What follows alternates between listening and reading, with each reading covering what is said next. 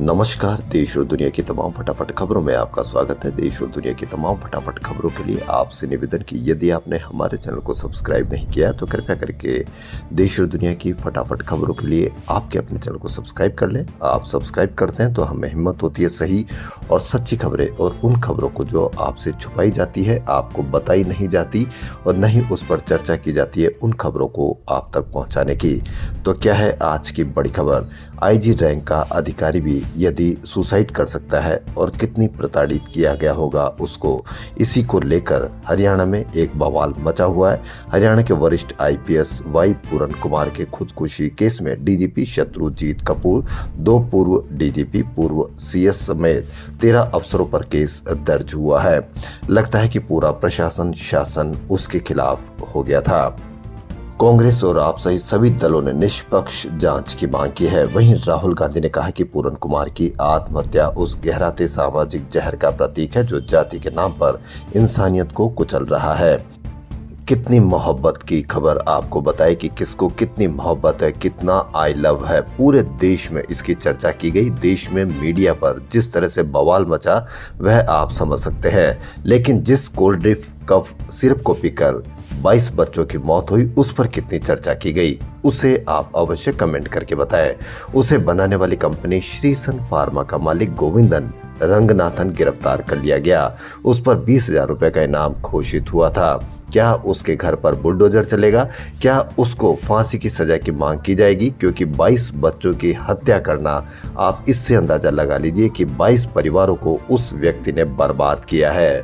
कितनी चर्चा की जाएगी कि यदि सीजीआई के ऊपर जूता फेंकने वाले से ज्यादा भी अगर इसकी चर्चा की जाएगी तो उस पर अवश्य कोई न कोई कार्रवाई की जा सकेगी। जुबिन, जी हाँ, असम की जुबिन गर्ग की पत्नी करीमा सेखिया ने सवाल उठाया कि जुबिन के आखिरी पलों के वीडियो को टुकड़ों में क्यों पोस्ट किया जा रहा है, जैसे ये कोई वेब सीरीज हो। हमें सच जानना है। आपराधिक कृत्य हुआ है तो मुख्य आरोपी को जल्द सजा मिलनी चाहिए। जुबिन ने पीएसओ के खाते में 1 करोड़ 10 लाख रुपए से ज्यादा का लेन देन मिला है। इसकी जांच चल रही है। पीएम नरेंद्र मोदी ने कहा कि भारत की विकास यात्रा में ब्रिटेन का स्वागत है। ब्रिटिश पीएम कीर स्टारमर के साथ गुरुवार को मुलाकात के दौरान पीएम मोदी ने कहा कि वैश्विक अनिश्चितता के दौर में इंडिया और ब्रिटेन के बीच दोस्ती दुनिया के लिए बेहद जरूरी है।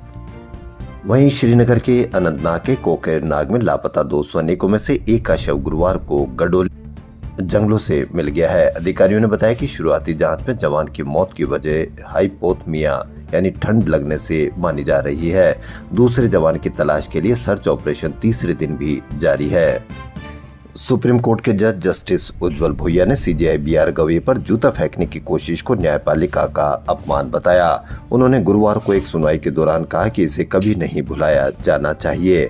दरअसल एक वकील की टिप्पणी पर सीजीआई गवई ने हल्के अंदाज में कहा कि हम इसे भूल चुके हैं, लेकिन जस्टिस भुइया ने कहा कि मेरी अपनी राय है, इसे कभी नहीं भूलना चाहिए। ये सीजीआई है, ये कोई मजाक नहीं है। और वह उसके बाद भी माफी मांगने को तैयार नहीं था।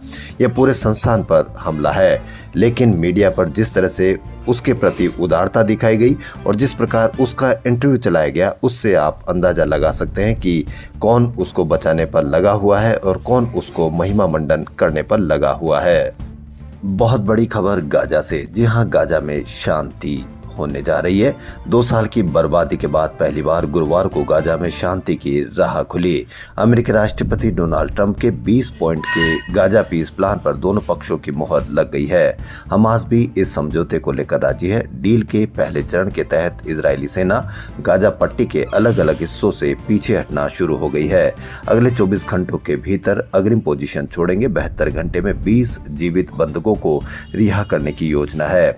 इस खबर के सामने आने के साथ ही अमेरिका से लेकर इजराइल और गाजा पट्टी में खुशी की लहर है। इजराइल और गाजा पट्टी में नहीं बल्कि पूरी दुनिया में खुशी की लहर है। इसी बीच वॉशिंगटन पोस्ट की रिपोर्ट के अनुसार ट्रंप खुद अगले सप्ताह मध्य पूर्व जा सकते हैं और मिस्र में इजराइल हमास युद्ध विराम समझौते पर हस्ताक्षर कर सकते हैं। नेपाल में जैनजी आंदोलन के 1 माह पूरे होने पर गुरुवार को 18 कार्यकर्ताओं को गिरफ्तार किया गया, जिनमें डॉक्टर निकोलस भूषाल शामिल है। ये प्रदर्शनकारी पूर्व पीएम केपी ओली और तत्कालीन गृह मंत्री रमेश लेखक की गिरफ्तारी की मांग कर रहे थे। पूर्व केंद्रीय मंत्री और 4 बार के भाजपा सांसद राजेन गोहेन ने गुरुवार को 17 अन्य सदस्यों के साथ पार्टी छोड़ दी।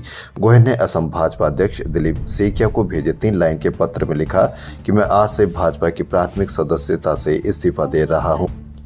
कृपया इसे तत्काल प्रभाव से स्वीकार करें। इस्तीफे के बाद गोहेन ने कहा कि मैं किसी महत्वाकांक्षा से पार्टी नहीं छोड़ रहा। गोहेन ने कहा कि असमिया समाज को तोड़ दिया गया है। अहम समुदाय असम की निर्णायक शक्ति था।